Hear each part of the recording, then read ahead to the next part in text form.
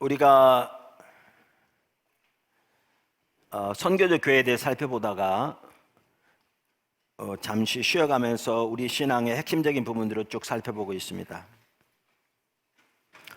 십자가 복음의 삶을 이렇게 그림으로 보여드릴 수 있다고 말씀드렸습니다. 우리 신앙은 철저하게 하나님의 말씀에 토대한 삶입니다. 그래서 말씀의 토대에서 오직 은혜, 오직 믿음, 오직 십자가, 오직 성령에 의한 삶이고요.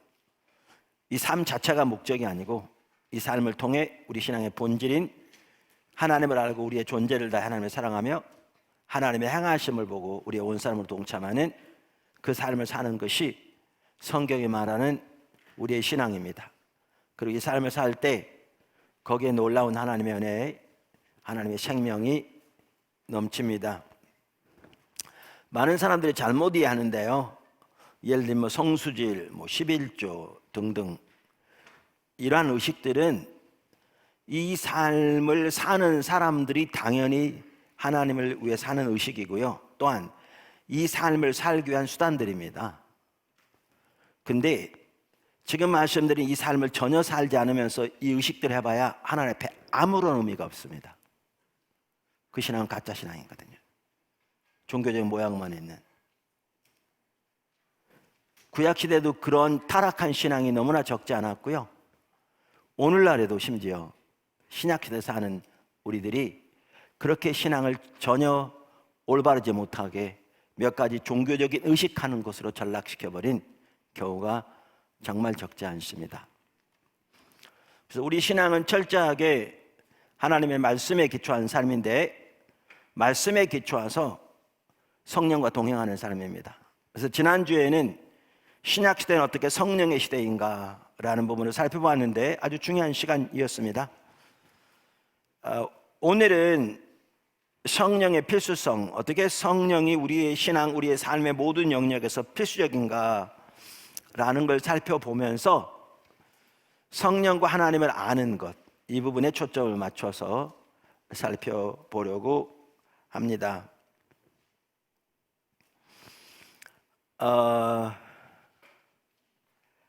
첫째, 무엇보다 우리 구원은 성령의 역사입니다. 너무나 당연하죠. 그러니까 우리의 신앙 전체가 성령으로만 가능하다고요? 구원 당연합니다. 제가 두 구절을 읽겠습니다. 요한복음 3장 5절. 예수께서 대답하시되 진실로 진실로 네게 이르노니 사람이 물과 성령으로 나지 아니하면 하나님 나라에 들어갈 수 없느니라. 고린도전서 12장 3절. 그러므로 내가 너희에게 알리노니 하나님의 영으로 말하는 자는 누구든지 예수를 저주할 자라 하지 아니하고 또 성령으로 아니하고는 누구든지 예수를 주시라 할 수 없느니라. 당연히 구원은 성령의 역사입니다. 자, 큰 두 번째, 하나님을 아는 것을 위해서도 성령이 필수입니다. 오늘 남은 시간 이 부분을 좀 살펴보려고 하거든요. 하나님을 아는 것을 위해서도 성령이 필수입니다. 우선 몇 성경 구절을 볼 텐데요, 우리가 이미 이번 시리즈에서도 살펴봤던 구절들입니다. 먼저 전체적으로 그림을 보고 제가 설명하려고 합니다. 요한일서 1장 3절에 보면 우리의 구원을, 우리의 신앙을 한마디로 하나님과의 사귐이다 이렇게 표현하고 있습니다. 우리가 보고 들은 바를 너희에게도 전함은, 보고 들은 바는 1절과 2절에 나오는 사도 요한이 전한 복음을 말합니다. 즉 예수 그리스도. 너희로 우리와 사귐이 있게 하려 함이니 우리의 사귐은 아버지와 그의 아들 예수 그리스도와 더불어 누림이라. 더불어 사귐이라. 그래서 우리의 신앙을, 우리의 구원을 한마디로 하나님과의 사귐이다 이렇게 표현하고 있습니다.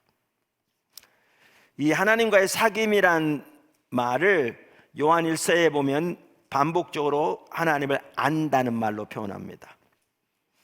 한 대표적으로 해서 요한일서 2장 4절, 그를 아노라 하고 그의 계명을 지키지 아니하는 자는 거짓말하는 자요 진리가 그 속에 있지 아니하니라.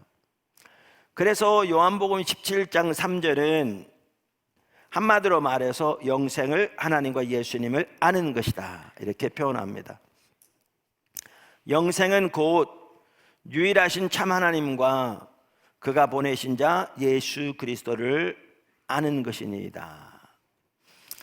이와 같이 하나님을 아는 것이 우리 신앙의 모든 것이라고 할 수 있는데, 하나님을 안다는 말은 단순히 하나님에 관해서 교리적으로 이론적으로 아는 것을 말하는 게 아니라, 당연히 그게 바탕이 되겠지만 하나님을 알 때 우리가 이미 살펴본 대로 지적으로, 즉 성경적 지식이 중요하죠. 뿐만 아니라 영적으로 하나님의 성령께서 하나님의 말씀을 토대로 우리의 마음을 열어 하나님의 성품을 우리에게 개인적으로 알게 하시는, 그 영적으로 성령께서 알게 하셔야 하나님을 아는 겁니다. 그래서 하나님을 아는 것도 성령의 역사고요, 성령의 역사가 없이는 하나님을 알 수 없습니다.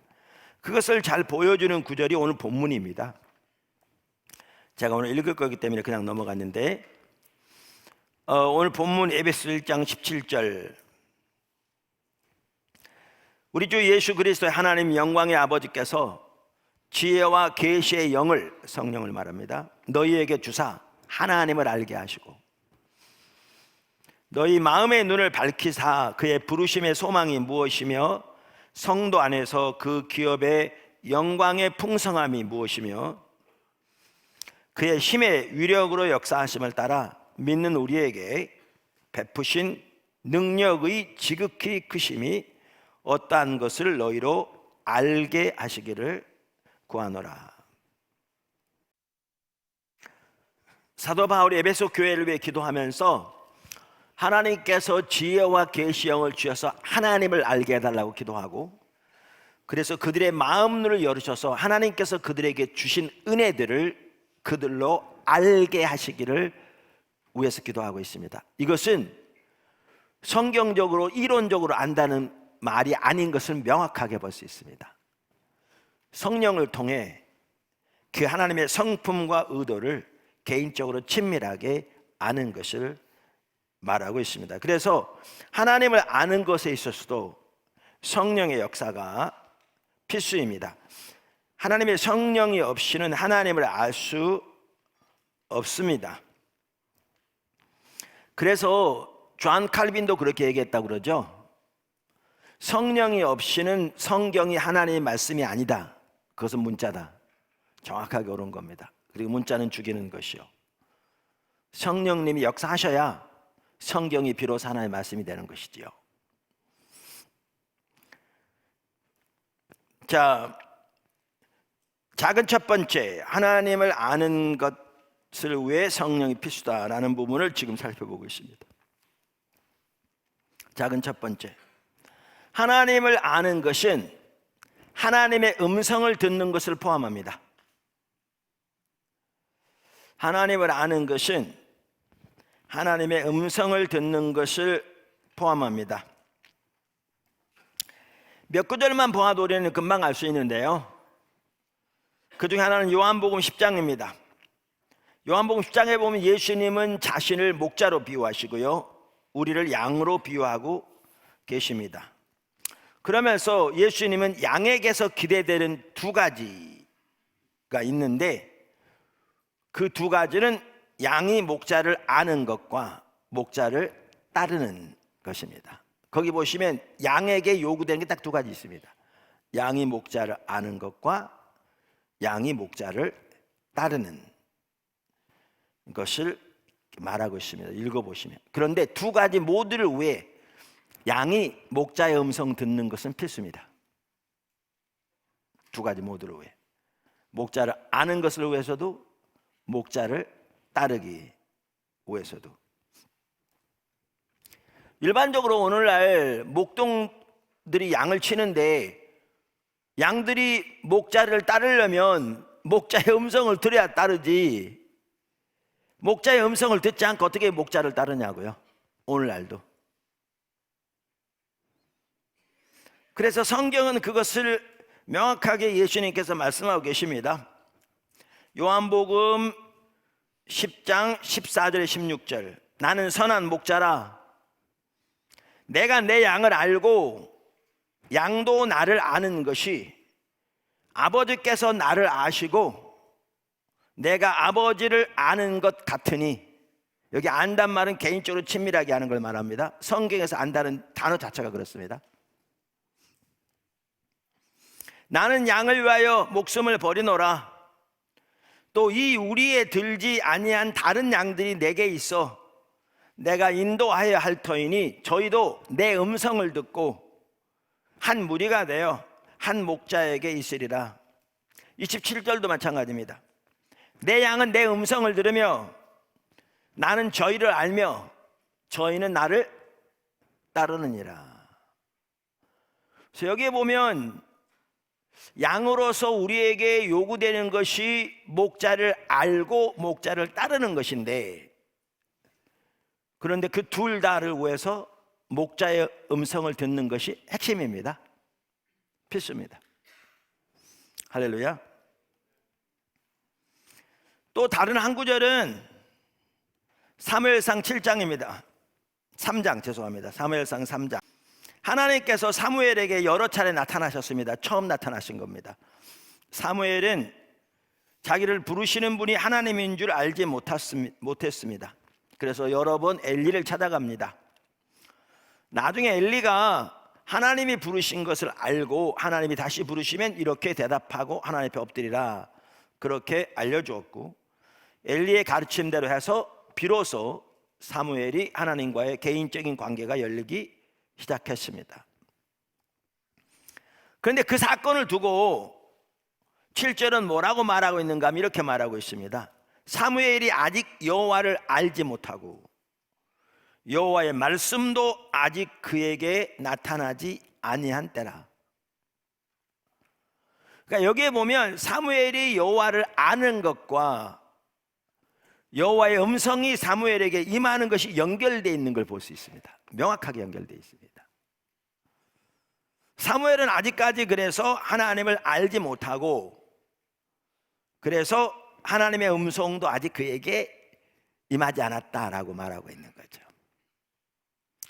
그럼 여기 하나님을 안다는 말이 사무엘이 하나님에 관해서 성경적으로 교육받았다는 말이냐? 그날 아니죠. 사무엘은요 엘리 제사장 밑에 자랐습니다. 어려서부터 말씀으로 무장되었고요.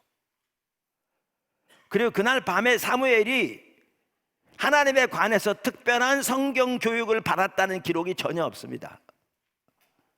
그러니까 이건 뭘 말하냐면, 사무엘이 그 전에 엘리 제사장으로부터 하나님에 관한 여러 가지 성경적인 지식들을 훈련받고 양육받았을지 모르지만 그 하나님을 아직 개인적으로 알지 못했다, 그 말입니다. 그 말이에요.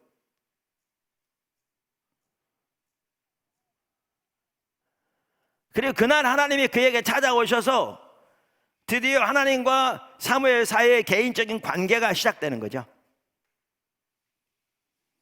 개인적인 관계가. 그러면서 여기에 보면 하나님을 아는 것과 하나님의 음성을 듣는 것이 밀접하게 연결되어 있는 걸 볼 수 있습니다. 반대로요, 지난번에도 살펴보았는데 바리새인들, 그들은 성경적인 지식이 뛰어났습니다. 타의 추종을 불허할 만큼 우리가 이미 살펴봤습니다. 그리고 그들의 성경적인 지식이 정통적이었습니다. 옳았습니다.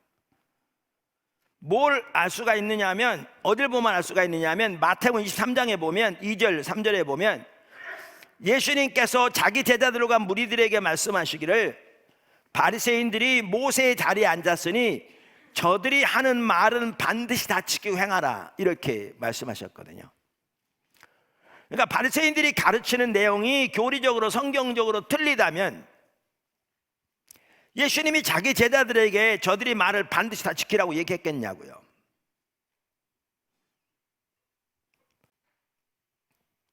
그런데 그들은 성경적인 지식에 있어서 누구보다 뛰어나고 교리적으로 옳았을지 모르지만 하나님을 전혀 알지 못했습니다. 우리가 잘 아는 대로 그 시대를 향한 하나님의 목적을 전혀 몰랐고요, 하나님을 전혀 몰랐고요, 하나님의 길 전혀 몰랐습니다. 마태복음 3장만 보아도 명확하게 알 수 있습니다. 근데 그걸 두고 성경이 뭐라고 말하느냐? 그들은 한 번도 하나님의 음성을 듣지 못했다 이렇게 말하고 있습니다. 그걸 두고.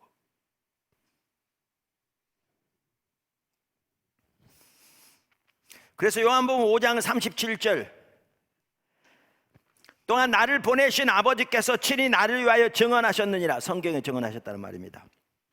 너는 아무 때에도 그분의 음성을 듣지 못하였고 그분의 형상을 보지 못하였으며 그 말씀이 너희 속에 거하지 아니하니 이는 그가 보내신 이를 믿지 아니함이라.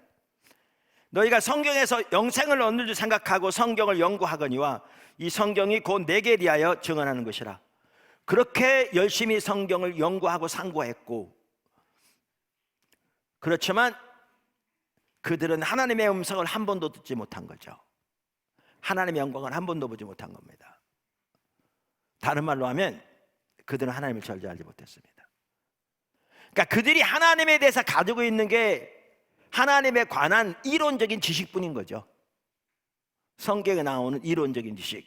하나님 전능하신 분이다, 신실하신 분이다, 사랑의 하나님이다, 죄는 미워하신다 등등 하나님에 관한 이론적인 지식뿐인 거죠.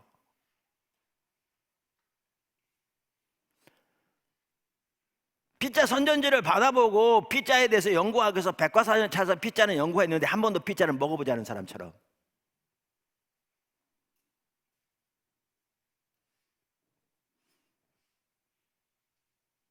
그게 바리새인입니다. 오늘날 그런 성도들이 정말 많습니다. 그리고 그렇게 성경적인 몇 가지 이론적인 지식을 하나님에 관해서 아는 것을 하나님을 아는 것이라고 잘못 생각합니다. 특징은요, 그 지식은 하나님을 아는 참된 지식이 아니기 때문에 삶은 전혀 변하지 않습니다. 삶은 전혀 변하지 않습니다.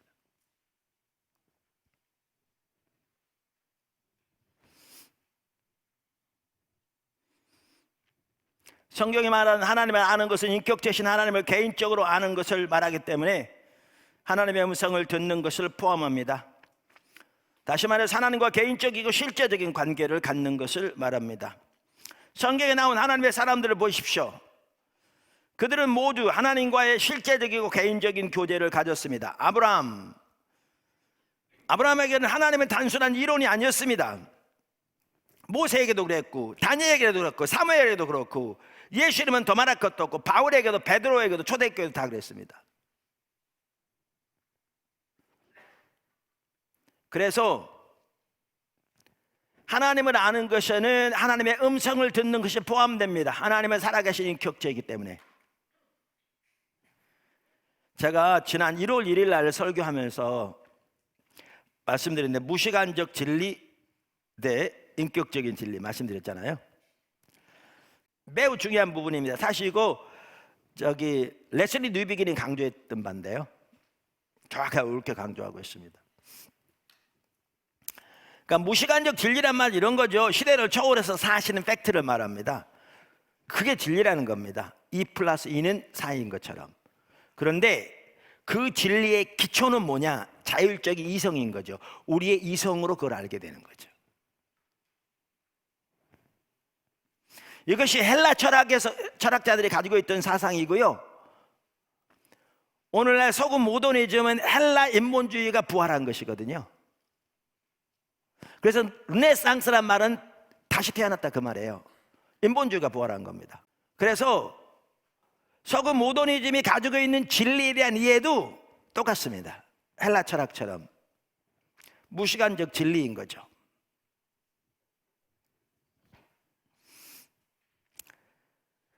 그런데 성경이 말하는 참된 진리는 인격적인 진리입니다.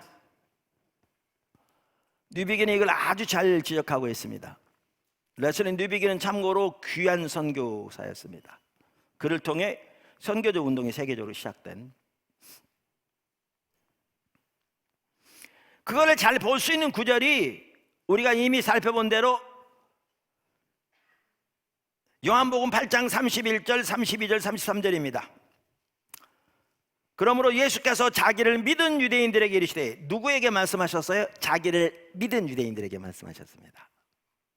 근데 이 믿음은 참된 믿음이 아니었습니다.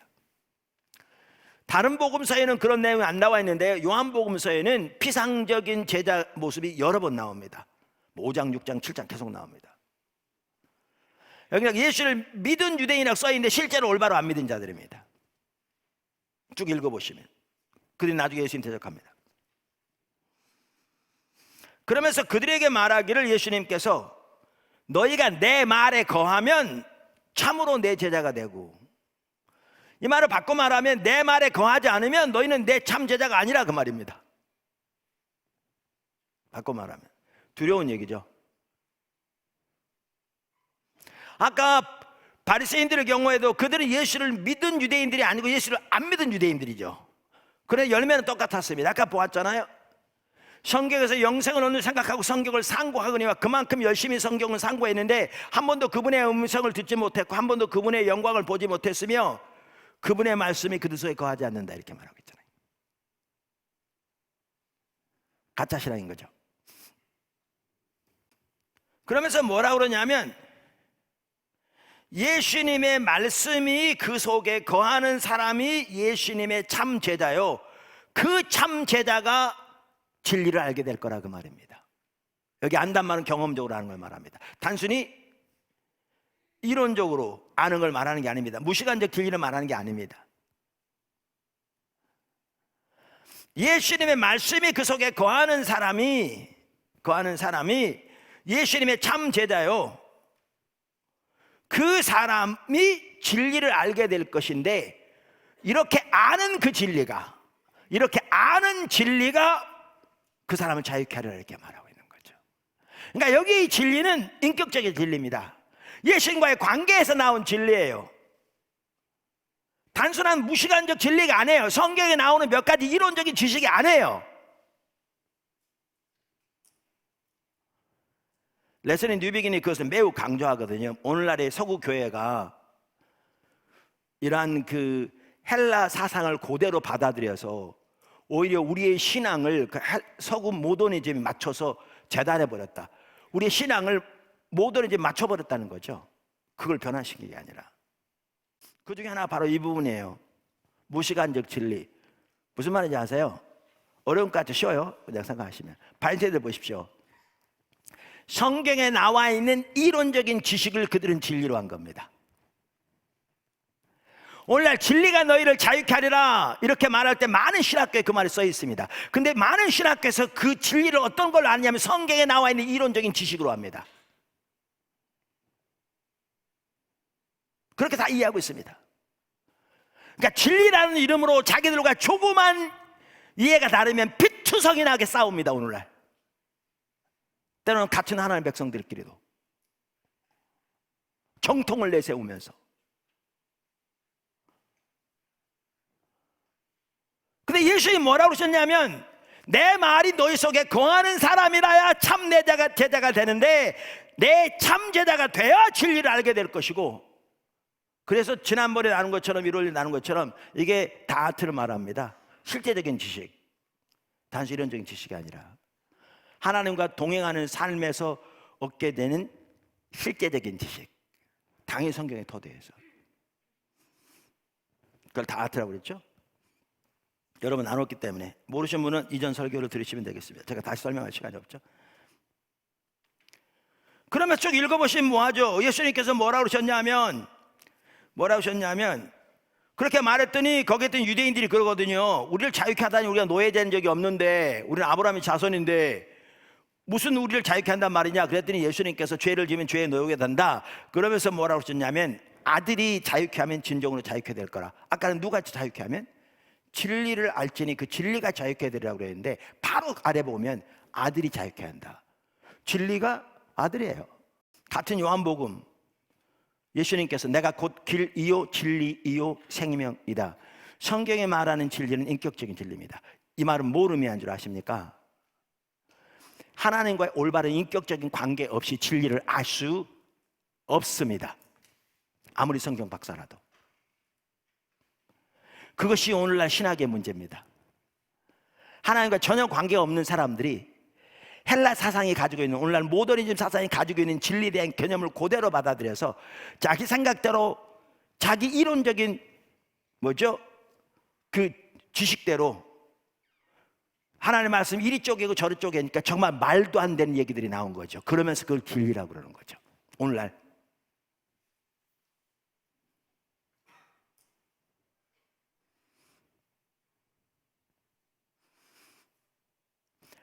이처럼 진리만 하더라도 우리가 올바로 인격적인 진리라는 것을, 성경에 말한 진리는 그걸 안다면, 여기 아주 중요한 게 있습니다.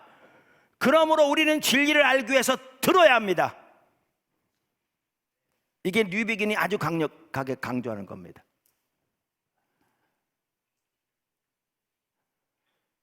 부보라는 사람이 그랬나요? 두 종류의 지식이 있다고. 아이앤다우, 나와 너의 지식이 있고요. 아이앤 잇, 나와 그것의 지식. 나와 그것의 지식은 우리가 아는 과학적인 방법으로 분석해서 알 수 있습니다. 그런데 나와 너의 관계는 그렇게 알 수 있는 것이 아닙니다. 제 아내를 실험실에서 실험한다고 제 아내를 알 수 있는 게 아닙니다. 제 아내를 알려면 제 아내로부터 들어야 합니다. 예수님이 진리인데, 하나님이 진리인데, 성경이 말한 진리는 인격적인 진리인데, 그 진리를 알려면 그분으로부터 들어야 비로소 올바로 알 수 있습니다.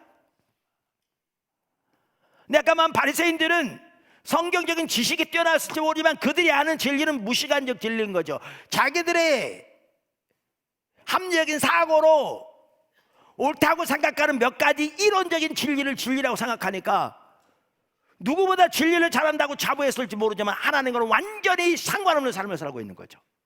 오히려 하나님을 대적하는 진리를 가지고.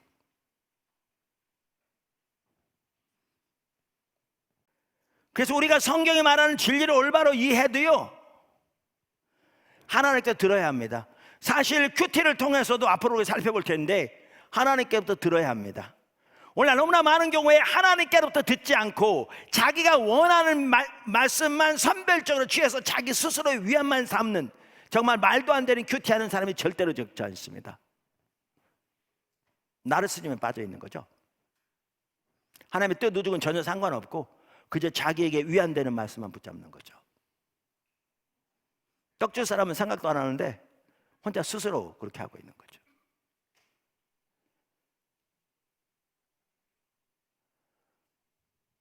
그러니까 여러분 말씀드린 대로 예를 들면 이사야서 1장 보십시오. 그 당시 예배가 얼마나 타락했는지를 하나님께서 말씀하시잖아요. 그런데 성경에 보면 바리새인들의 예배가 이사야 예배와 똑같다고 예수님께서 말씀하셨거든요. 이사야가 너희에 대해 잘 예언했도다. 이사야가 너희에 대해 잘 예언했도다. 그리고 심지어 그들의 예배에 대해서 말씀하셨거든요. 그러니까 이사야서 1장에 나오는 그 구절은 정확하게 바리새인들에게 하신 말씀이었어요. 근데 바리새인들은 그 구절을 가지고 묵상하고 암송하고 연구하면서 그게 자기 모습인 것을 이만큼도 몰랐어요. 왜요? 못 들으니까요.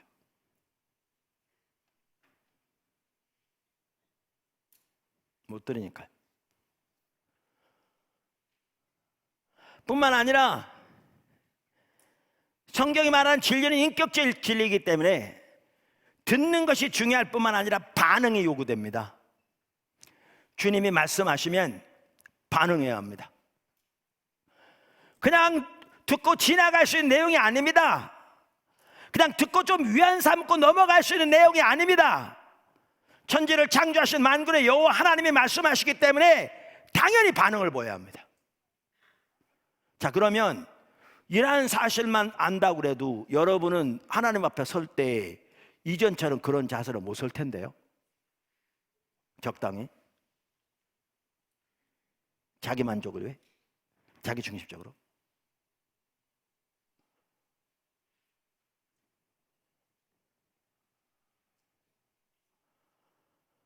그런데 이렇게 하나님의 인격체시기 때문에 그분의 음성을 듣는 게 핵심인데, 하나님을 알려면 하나님의 음성 듣는 거요, 성령으로만 가능합니다. 성령으로만 가능합니다. 할렐루야. 작은 두 번째,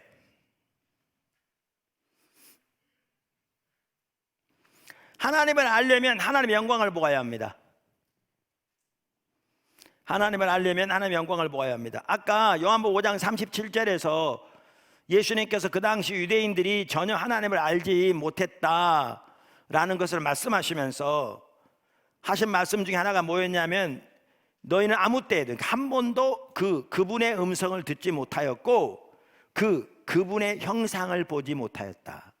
한 번도 하나님의 형상을 보지 못했다, 이렇게 말합니다. 이 말은 다른 말로 하면 하나님의 영광을 보지 못했다는 말입니다. 지금도 설명할 겁니다, 그게 모르면 하는지. 하나님의 영이시기 때문에 우리처럼 얼굴을 가지고 있는 분이 아니죠. 이거는 지금 다른 걸 말하는 겁니다. 그분은 손과 발이 있는 분이 아니라니, 그건 코와 입이 있는 분이 아니세요. 영이시거든요, 성경에 보면. 그러면 여기 영이라고 번역된, 그러니까 영광을 본단 말은 뭔가 우리 편에서는 하나님을 찾아야 돼요. 지난 아마 컨퍼런스 때 나눴던 얘기인지 우리 턴어라운드 텐트에서 이걸 짧게 만들어 놨더라고요. 제가 힘들어서 그런지 한번 보여주라고 그랬어요. 한번 보여주세요. 틀어주세요.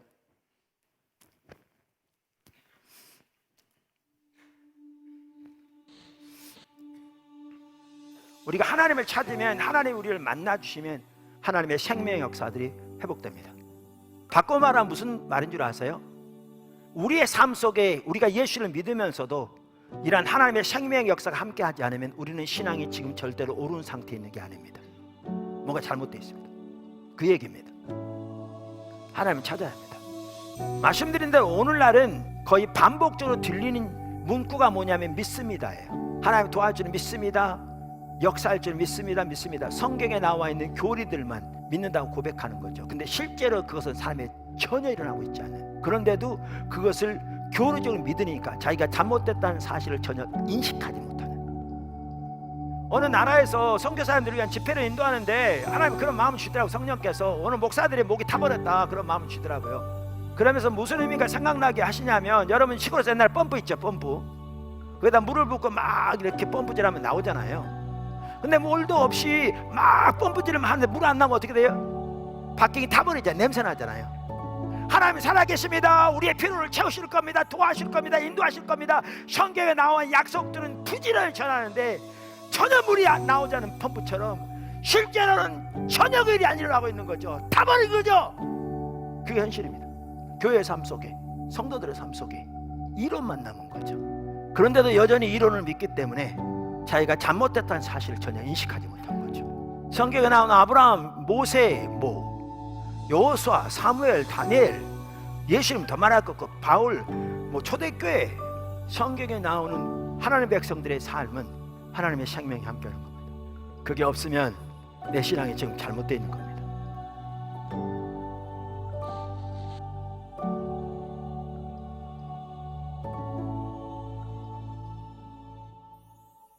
하나님의 살아계신 역사 없으면 잘못된 겁니다, 여러분. 모르셨나요? 신앙 잘못되어 있습니다.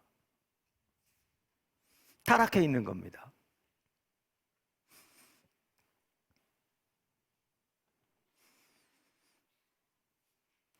요즘 이 사과나무 이렇게 북쪽으로 올라오는데 교회에다가 사과나무, 충주 사과 잘 갖다 해놓으면 열매 맺습니다. 안 맺으면 영국감입니다.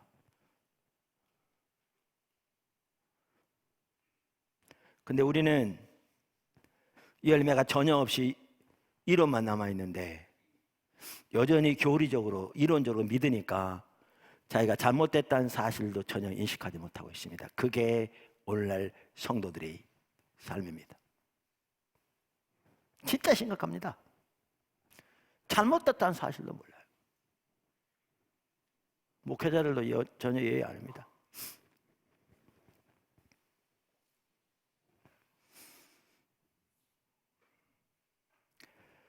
그래서 하나님께서 우리 가운데 하나님의 생명으로 함께하기 위해서는 하나님을 찾아야 합니다. 지난 영원함 십자가 성령 컨퍼런스 때도 하나님 참 귀하게 하셨는데 전체 주제가 하나님 찾는 거였습니다.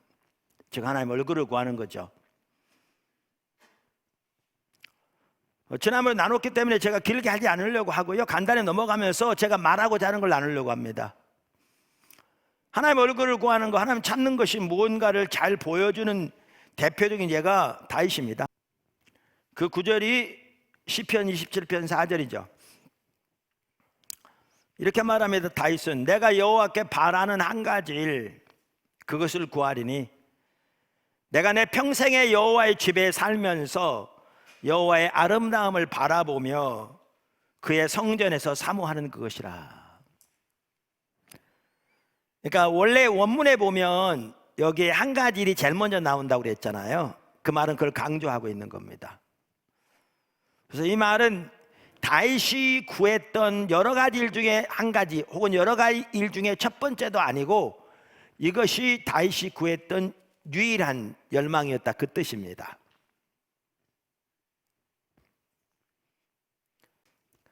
미국 유나이티드 바이블 소사이어티 성서공회에서 나온 핸드북 시리즈에 보면 이 부분에 대해서 그렇게 표현합니다.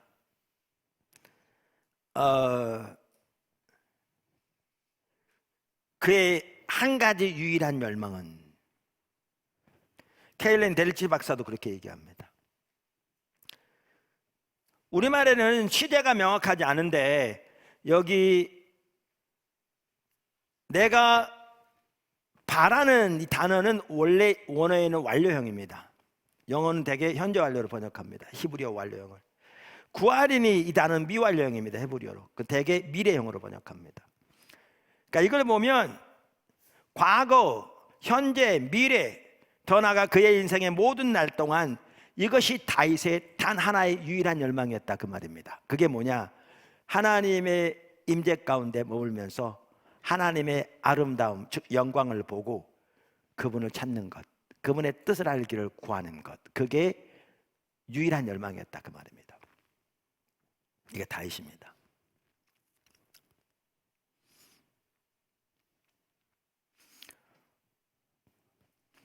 그런데 다윗이 이처럼 그의 유일한 목표와 목적으로서 지속적으로 하나님의 임재 가운데서 하나님의 영광을 보기를 열망했고 하나님의 뜻을 알기를 열망했는데 그것을 그의 단 하나의 유일한 열망이라 표현하고 있는데, 그것을 잘 볼 수 있는 한 예가 시편 63편입니다. 시편 63편은 다윗의 시편이라고 되어 있거든요. 1절, 하나님이여 주는 나의 하나님이시라. 내가 간절히 주를 찾되 물이 없어 마르고 곰핍한 땅에서 내 영혼이 주를 갈망하며 내 육체가 주를 앙모하나이다. 여러분, 거기 시편을 보시면 알 수 있듯이 이 시편은 다윗이 압살롬에게 쫓겨 유다 광야로 도망했을 때 지은 시편입니다. 그러니까 압살롬이 반역을 일으켰죠. 그래서 왕위를 뺏으려고 다윗에게 반역을 일으켰죠. 그래서 목숨을 부지하기 위해 주변에 몇몇 부하들만 데리고 몇몇 가족들만 데리고 광야로 피신했을 때 그때 지은 시편입니다. 제가 늘 말씀드린 대로 이런 상황 닥치면 주로 우리가 구하는 게 뭐냐고요. 압살롬이 알고 자기들이 거기 있는 걸 알고 쫓아오면 꼼짝없이 죽게 생겼습니다. 예루살렘에 두고 온 가족들 어떻게 될지 모릅니다. 실제로 후궁들 사람들이 보는 앞에서 압살롬이 성적으로 겁탈했죠. 여러 후궁들을. 그 나라의 운명이 어떻게 될지 모릅니다. 여러분이 다윗 왕이었다면 어떻게 했겠습니까? 일반적으로 사람들이 이런 일 닥치면 하나님의 도움을 구합니다. 도와주세요. 살려주세요. 압살롬을 멸하해 주세요. 이 나라를 보호해 주세요. 가족들을 지켜주세요. 근데 다윗은 전혀 다른 걸 구합니다. 이게 하나님의 얼굴을 구하는 사람과 그렇지 않은 사람과 근본적인 차이입니다. 조그만 차이 같지만요, 이런 일이 닥치면 근본적으로 다릅니다. 이상한 닥쳤는데 다윗이 뭘 구하느냐? 하나님을 찾습니다. 영혼이 주를 갈망하며 육체가 주를 앙모한다고. 그럼 하나님을 찾는다는 말이 뭐냐? 바로 그 다음 절에 나오죠. 2절, 내가 주의 권능과 영광을 보려 하여 이와 같이 성소에서 주를 바라보았나이다. 여러분 주석을 보아도 알 수 있듯이 바라보았나이다 과거형이잖아요. 그러니까 그가 예루살렘에 있을 때 예루살렘 성소에서 하나님의 임재 가운데 하나님을 찾는 가운데 하나님의 권능, 하나님의 영광을 보았던 것처럼 지금 그렇게 하나님의 영광을 보기를 갈망하고 있죠. 지금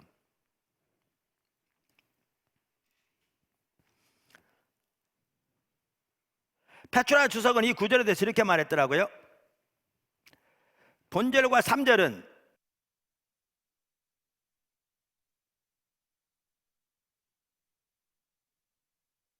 본절과 3절에서 다윗은 그토록 어렵고 고통스러운 상황 속에서도 거룩함, 권능, 영광 그리고 인자 가운데 계신 은혜로우신 하나님을 향한 비전을 보고 있었음을 보여준다. 특히 본절에서 다윗은 성소에서 하나님과 교제했던 과거사를 회상함으로써 다시 그러한 복된 경험을 갖고 싶음을 강력히 암시한다. 성소에서 주를 바라보았나이다. 이 부분에 대해서 다윗이 압살롬에게 쫓기기 전 곧 예루살렘에 있었을 때의 경험이다. 성소 내에서도 언약궤는 하나님의 영광스러운 임재를 상징하는 장소였다. 한편 바라보았나이다는 주로 영적 시각으로의 관찰 혹은 응시를 가리킨다. 영적 시각으로 하나님을 바라고 응시하는 것을 말한다는 거죠.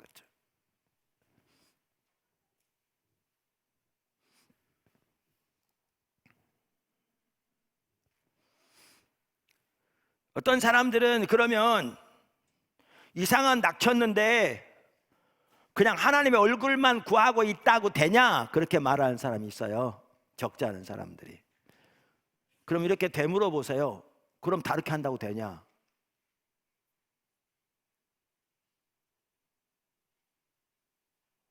전혀 안 되는 거죠. 더 나아가 왜 다윗은 이게 가능한 줄 아세요? 아까 3절만 하더라도 여기에 보면 뭐라고 돼 있냐면요, 3절만 하더라도 이렇게 돼 있어요. 주의 인자하심이 생명보다 나음으로 내 입술이 주를 찬양할 것이라. 아까 시편 27편 4절에서 성소에서 하나님의 아름다움을 바라보며 그랬잖아요. 그렇게 찾는데 이 아름다움에 대해서 그게 뭘 말하느냐, 학자들이 주로 이걸 뭘로 설명하느냐면요, 이거를 영안으로 바라본 하나님의 계시라고 표현합니다. 페트라서 델리치 박사 등등 영안으로 바라본 계시란 말은 뭐냐 하면 아까 영적인 눈으로의 등시라고 그랬잖아요. 이렇게 하나님을 알기를 추구하는 중에 하나님께서 성령을 통해 하나님의 인자하심을 깨닫게 하셨다는 거예요. 영안으로 바라본 하나님의 성품, 계시. 우리가 기억할 게 있습니다. 늘 말씀드린 대로 우리는 하나님을 아는 만큼 하나님을 예배할 수 있고요, 하나님을 아는 만큼 하나님을 사랑할 수 있고요, 하나님을 아는 만큼 하나님께 순종할 수 있고요, 하나님을 아는 만큼 하나님을 믿을 수 있습니다. 제가 오래됐는데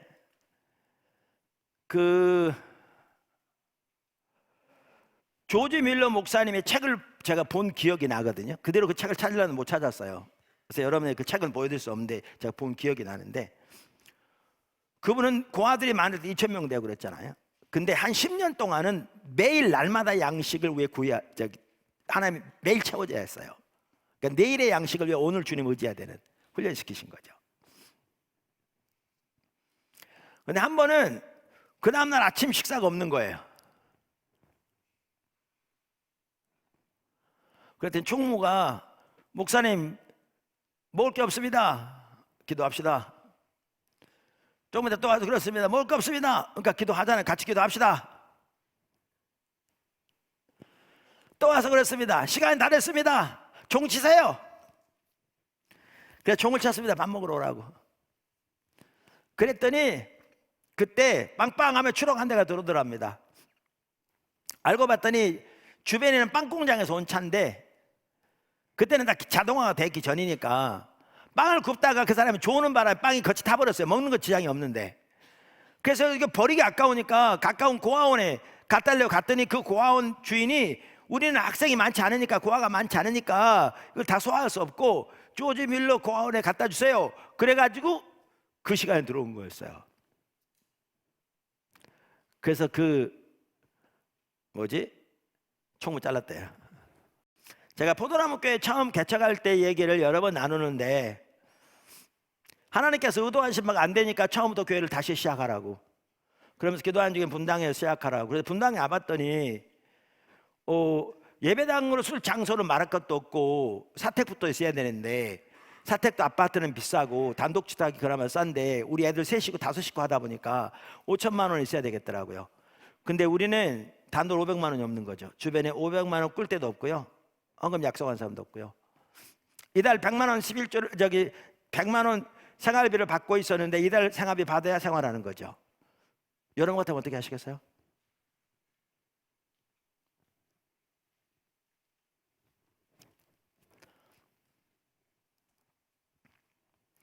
저는 사표내는 거 어렵지 않았어요. 왜 어렵지 않냐면요,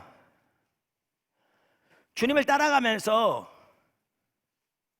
주님께서 저에게 알게 하신 하나님은 그분이 말씀하신 것은 반드시 채우시는 분임을 알게 하셨어요. 이것이 단순히 성경적인 지식에 불과하다면 그런 일이 닥쳤을 때 순종 못해요. 이게 단순히 성경적인 지식에 불과하다면 조지 밀러처럼 그렇게 할 수 없어요. 지금 제가 말하는 건 단순한 성경적인 지식을 말하는 게 아니에요. 성경의 토대 안에 하나님께서 영안으로 바라본 계시, 성령을 통해 하나님의 성품 알게 하셨다 그 말이죠. 그 사표는 어려움 없었어요. 사표로 뭐 한 줄 아세요? 집에서 기다렸어요. 어차피 제가 할 일 없었어요. 너무나 이렇게 무책임한 것 같다고요? 아니요. 제 머리로 아는 게 아니라 하나님이 말씀하셨기 때문에 그분이 채우실 걸 알았어요. 일이가 아니라 일이. 가슴으로. 그래서 기다렸어요. 한참 후에 평소 때 알고 지내는 치과의사 선생님 한 분이 식사 같이 하자 그러더니 식사 마치고 저한테 봉투 하나 주면서 목사님이 사택에 쓰세요. 여러분한테 3천만 원 들었더라고요. 그래서 그 다음 날짜로 분당 가서 계약을 하게 됐어요. 여기 보세요. 다윗이 주의 인자하심을 본 거예요. 페트라 주석 학자도 그렇게 말해요. 영안으로 바라본 하나님의 계시, 하나님의 권능을 보았고요, 하나님의 거룩함을 보았어요. 그러니까 그 상황인데도 그는 하나님을 의지하고 서요. 그리고 그 상황인데도 하나님께 찬양을 드려요. 왜 오늘날 예수 믿은 지 30년, 40년, 50년 된 하나님의 백성들이 아무 문제 없을 때는 신앙생활 잘하는 것 같은데 조그만 문제 생기면 뒤집어지고 엎어지고 전혀 하나님을 안 믿는 사람처럼 그렇게 행동한 줄 아세요? 하나님 모르니까요.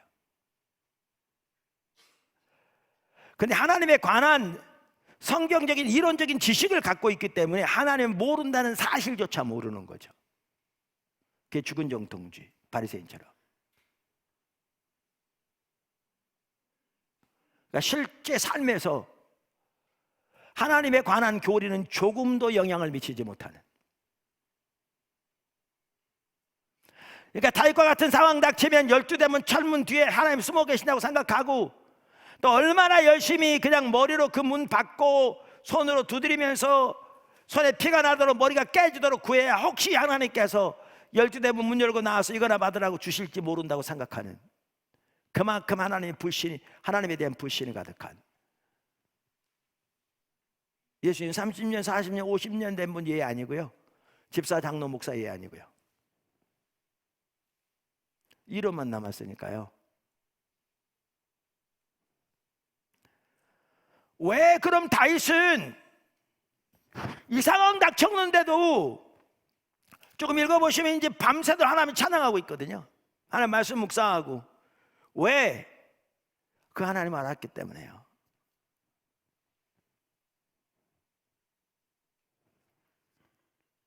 그 하나님을 알았기 때문에.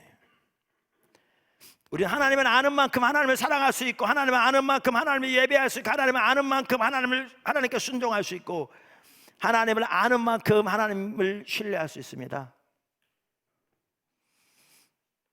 그래서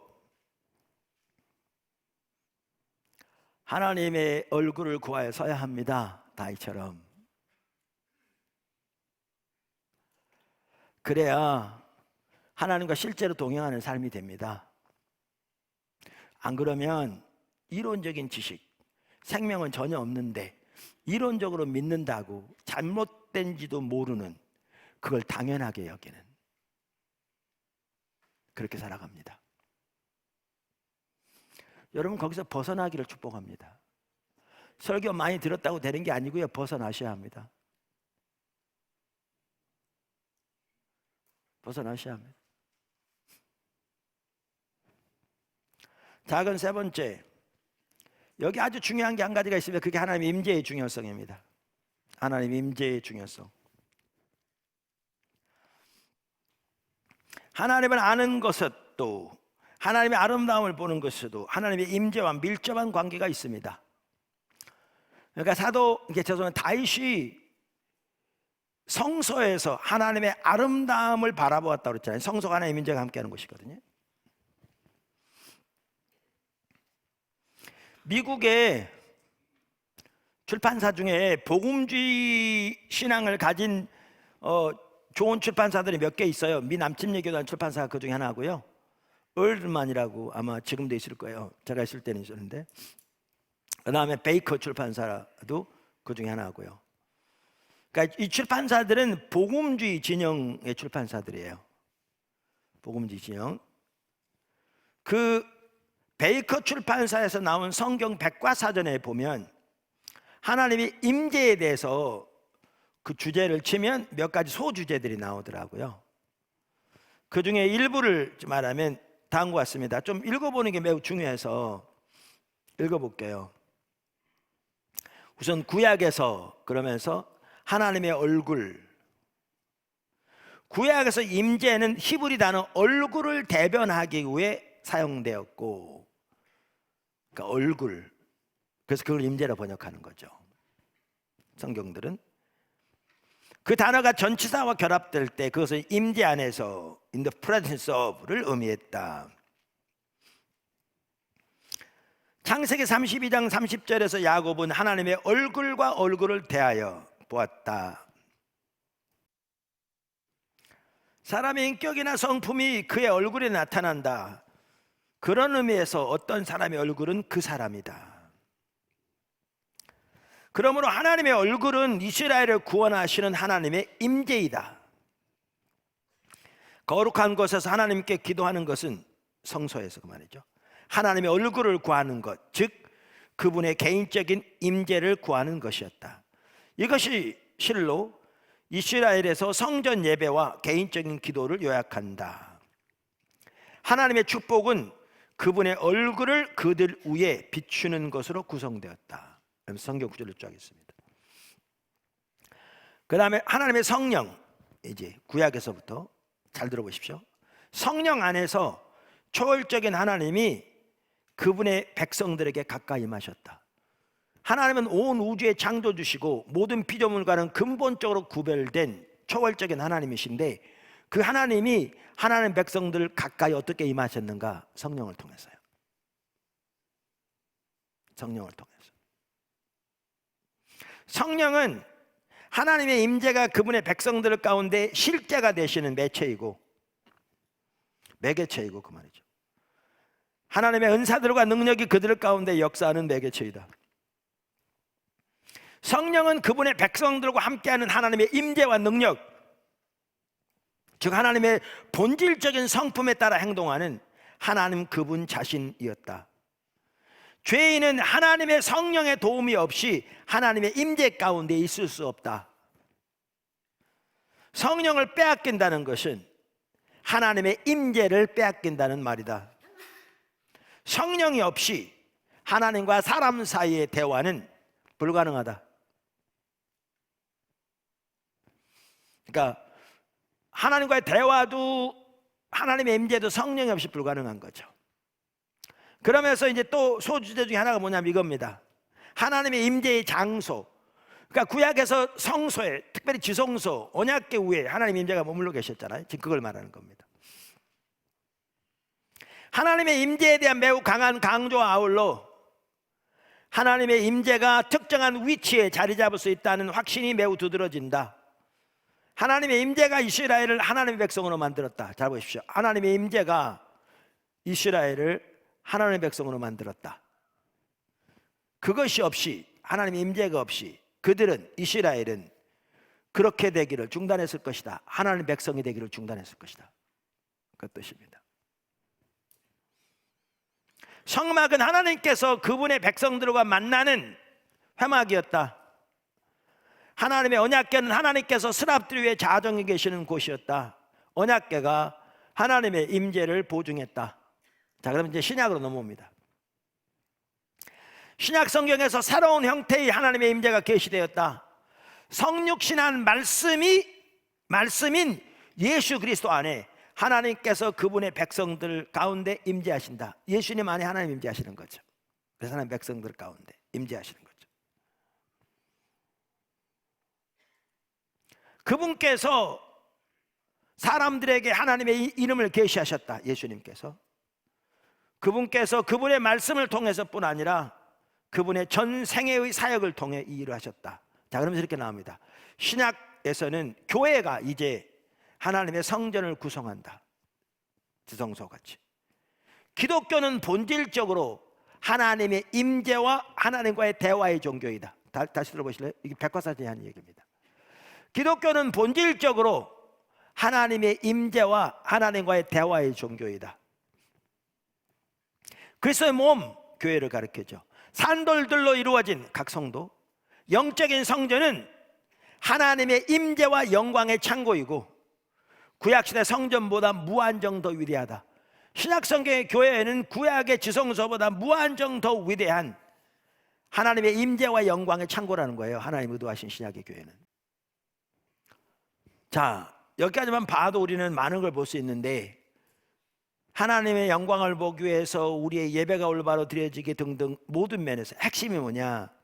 하나님의 임재입니다. 하나님의 임재입니다. 하나 좀 살펴보죠. 하나님께서 우리와 함께 하시는 것은 하나님의 임재가 우리와 함께 하시는 것을 의미합니다. 어떤 부분은 이미 살펴봤어요. 제가 다시 한번 쭉 전체를 보게 하기 위해서 간단히 살펴봅니다.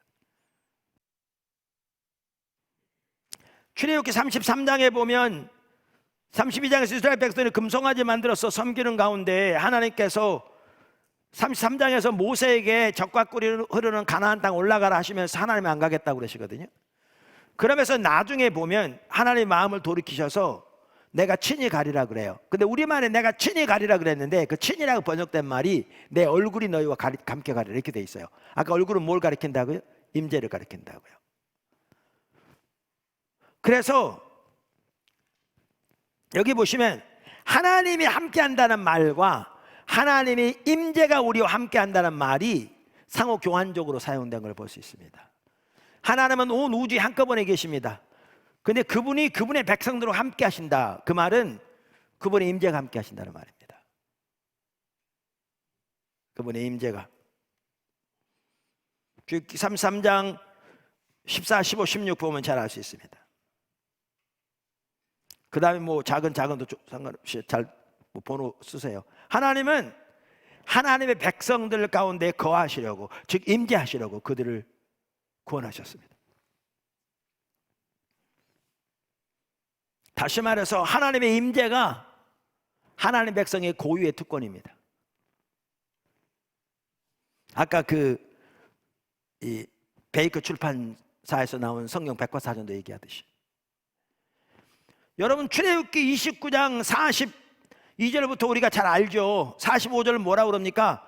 내가 이스라엘 자손 중에 거하여 그들이 하나님이 되리니 그들은 내가 그들의 하나님 여호와로서 그들 중에 거하려고 그들을 애굽 땅에서 인도하여 낸 줄을 알리라. 나는 그들의 하나님 여호와니라. 보세요.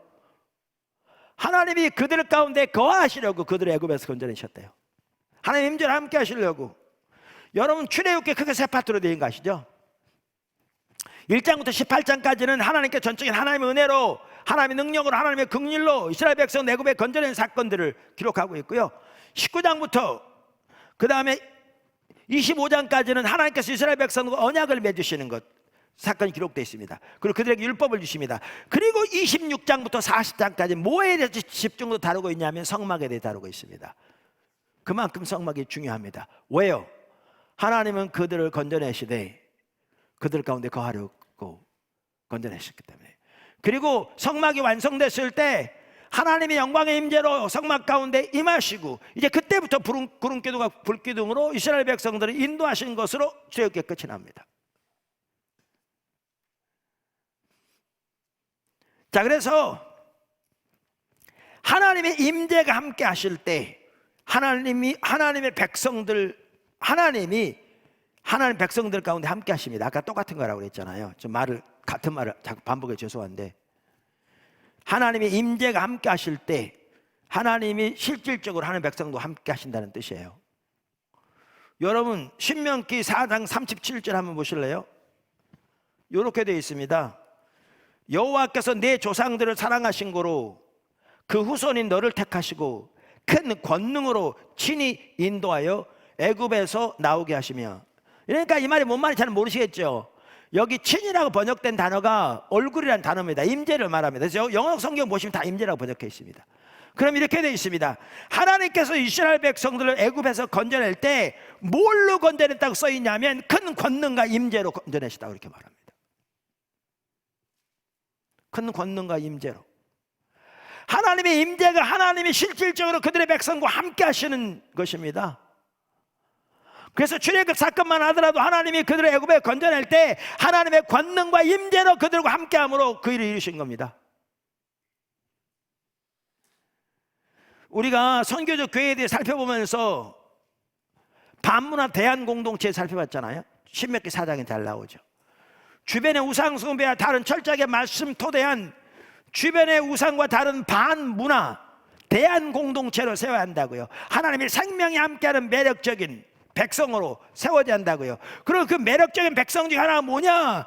하나님이 그들과 함께 하시는 거죠. 그거요, 하나님 임재가 함께 하신다는 말입니다. 그래서 신명기 4장 7절 이렇게 말하죠. 우리 하나님 여호와께서 우리가 그에게 기도할 때마다 우리에게 가까이 하심과 같이 그 신이 가까이 함을 얻은 큰 나라가 어디 있느냐? 임재하시는 거죠. 이게 이스라엘 백성들의 고유의 특징이에요. 근데 이제 문제는 뭐냐 하면 이렇게 임재가 중요한데 하나님의 백성들이 하나님을 떠나면 하나님의 임재를 거두십니다. 이게 심판입니다. 하나님의 임재를 거두세요. 그게 심판이에요. 그게. 그래서 이사야서 63장에 보면 하나님의 임재가 거쳐있는 그 시대, 이사야가 이전을 생각하면서 하나님, 그 하나님 지금 어디 계십니까? 라고 기도하는 그 시대, 타락한 시대, 그 기도가 이사야서 63장에 나옵니다. 11절 뭐 쭉 앞에서 읽어보면 좋은데 시간이 많지 않아서, 백성이 옛적 모세의 때를 기억하여 이르되 백성과 양떼의 목자를 바다에서 올라오게 하신 이가 이제 어디 계시냐? 홍해에서 올라오게 하신 그분의 임재가 지금 어디 계시냐 그 말입니다. 그들 가운데 성령을 두신 이가 이제 어디 계시냐? 아까 말씀드린 대로 하나님의 임재가 성령을 통해 우리에게 구체적으로 실현된다고 그랬잖아요. 어디 계시냐? 하나님의 임재가 거치니까 심판이 와서 나라가 망하고 혹은 망하기 직전이고, 하나님의 살아있는 역사는 거치고 하나님의 백성들은 우상 숭배하고, 그 시대 보면서 출애굽 당시에 그 백성과 함께하던 하나님 지금 어디 계십니까? 그들 가운데 성령을 두신 하나님 지금 어디 계십니까? 라고 기도하고 있는 겁니다. 하나님의 임재가 거치면 그게 심판입니다. 그게 심판입니다. 그래서 여러분 보십시오. 신명기 31장만 보더라도 17절 이렇게 말합니다. 17절. 내가 그들에게 진노하여, 그들이 이제 하나님을 버리면, 신앙의 본질에 떠나면, 우상을 숭배하면 그 말이죠. 진노하여 그들을 버리며 내 얼굴을 숨겨 그들에게 보이지 않게 할 것인즉 임재를 거두시겠다고 말입니다. 하나님 임재를 거두시겠다는 말이에요 지금. 그럼 어떻게 되는가? 그들이 삼킴을 당하여 허다한 재앙과 환란이 그들에게 임할 그때에 그들이 말하기를 이 재앙이 우리에게 내림은 우리 하나님이 우리 가운데 계시지 않는 까닭이 아니냐. 임재하지 않는, 함께하지 않는.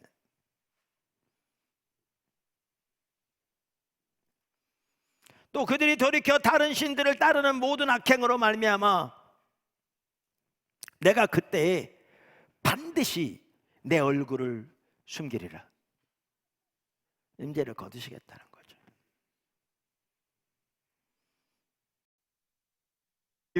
신명기 32장도 동일한 게 나옵니다.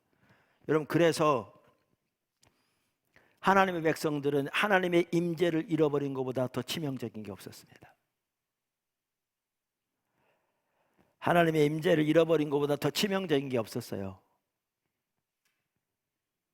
그래서 모세만 하더라도 우리가 잘 아는 대로 하나님이 적과 꿀이는 땅 주시겠다, 천사를 앞서 보내 모든 원수 다 멸하게 하겠다, 그 풍요, 그 엄청난 승리, 근데 내 임재는 왜 안 가겠다.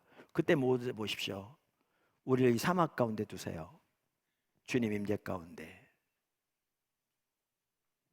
다윗만 하더라도 시편 51편 10절 하나님이여 내 속에 정한 마음을 창조하시고 내 안에 정직한 영을 새롭게 하소서. 나를 주 앞에서 쫓아내지 마시며 주의 성령을 내게서 거두지 마소서. 이걸 학자들이요 주의 임재를 거두지 마소서 이렇게 이해합니다.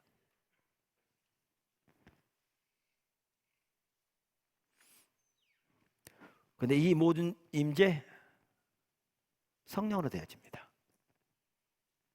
그리고 하나님 얼굴을 구할 때 함께합니다. 그러니까 보십시오. 다윗만 하더라도 하나님의 성전에서 하나님의 얼굴을 구하는 중에 하나님의 임재 가운데서 그분의 권능, 그분의 거룩함, 그분의 인자하심을 보았기 때문에 그 상황에서도 주님만을 찬양하고 그분을 의지하여 서서 지속적으로 그분을 구하고, 그리고 하나님께서 그를 세우셔서 하나님 뜻을 이루게 하시잖아요. 그게 신앙이에요. 여러분 지금 그 신앙생활 하고 계시냐고요. 설교 몇 번 들었다가 중요한 게 아니라 그 삶을 살고 계시냐고요. 지금까지 여전히 이론적인 몇 가지 지식 가지고 살아가냐고요. 실제 하나님의 역사 전혀 함께하지 않는.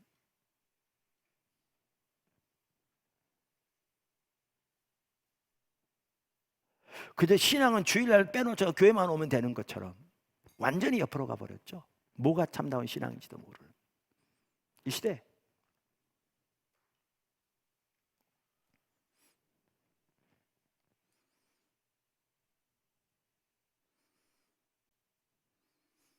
그래서 우리들이 하나님을 아는 것 살펴보면서 얼마나 성령이 없이 될 수 없는지, 그리고 우리의 신앙을 점검하면서 내가 지금 옳은 상태에 있는 건지, 올바른 신앙 가운데서 주님의 향해 가고 있는지, 주와 동행하고 있는지, 내 삶은 그렇게 하나님을 알기를 추구하는 가운데 하나님의 진정으로 예배하고 있는지, 하나님을 사랑하고 있는지, 하나님께 순종하고 있는지 돌아보는 여러분 또 제가 되었으면 좋겠습니다. 기도하겠습니다.